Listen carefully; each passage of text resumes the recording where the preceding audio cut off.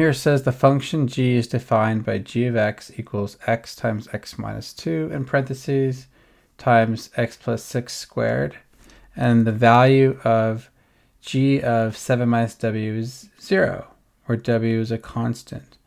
What is the sum of all possible values of w? Okay, so when I see this piece right here, they're saying, like, if g of anything, like g of anything equals 0, that's the same thing as saying y equals 0. And that's the same thing as saying x-intercepts. So if you have a graph like this, right, and let's say the graph goes, well, let's say it goes like this, right? So these are all places right here where y is 0. Okay, so these are all places where these are all x-intercepts. And when you have something written like this in factored form, it's giving you basically the x-intercepts. So you have g of x equals x times x minus 2 times x plus 6 squared. So we know we have, well, if you cover all this, like, if you cover all this up, you can see that x equals 0. Here I can write this a different way. I can say that x times x minus 2 times x plus 6 squared equals 0.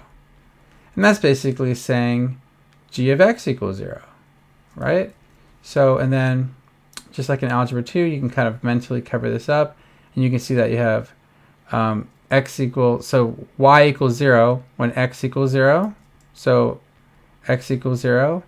Also when x equals positive 2, the opposite sign of that, x equals 2. And also x equals 6, the opposite sign of that. Or sorry, negative 6.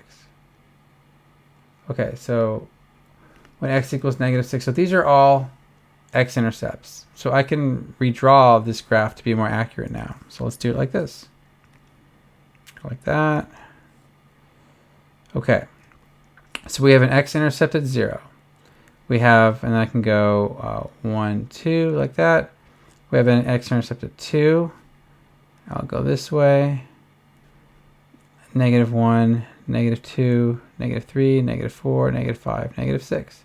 All right, negative 6, negative 5, negative 4, negative 3, negative 2, negative 1, and then 1, 2. All right, and x-intercepts again are going to be at negative 6, 0, and 2. Now, this function has a degree of 4. 2 plus 1 plus another invisible 1 is 4. And I can also see that it's positive, which tells me its end behavior is going to go like this, because it's positive even.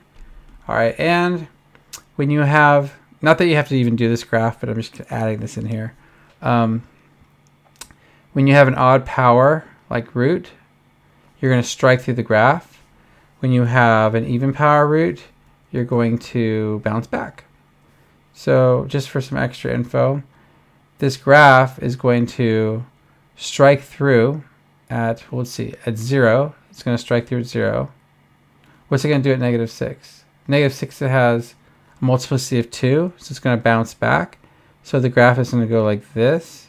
It's going to bounce back at negative 6. It's going to strike through at 0. And it's going to strike through at 2.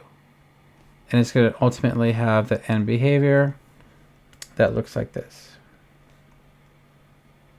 Okay, so it looks like this because that's what even multiplicity or even degree and positive looks like.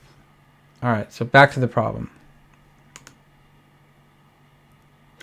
Okay, so they're saying that g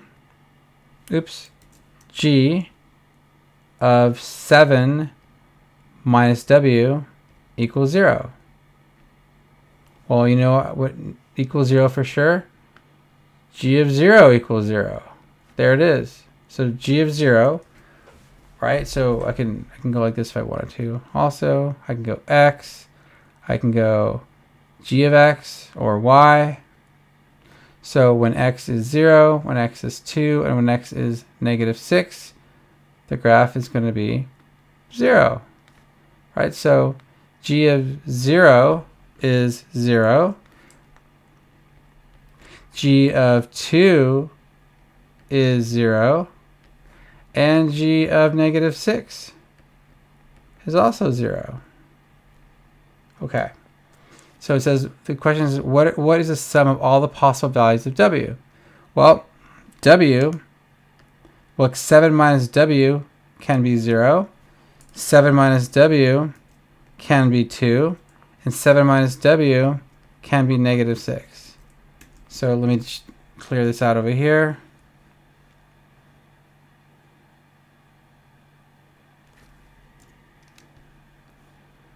All right.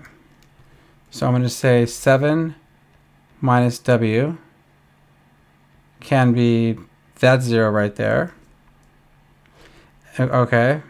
And 7 minus w can be this 2 right there. And 7 minus w can be -6 right there. Okay. Minus 7, gone. So w, or negative w, equals -7, right? And then if you just divide both sides by -1, you're going to find that w equals 7. Okay, that's one answer. Now we'll do another one. Oops. Just moving this along. All right. So over here we'll go -7. All right, negative w equals 2 minus 7, which is -5. And we'll just jump to w equals 5. Okay. -7. We're going to have negative w equals -13. We'll just jump to w equals 13. All right. And what is the sum of all possible values? Well, one possible value is 7, one possible value is 5, one possible value is 13. So 7 plus 5 plus 13 is 25. So the sum of all possible values is 25.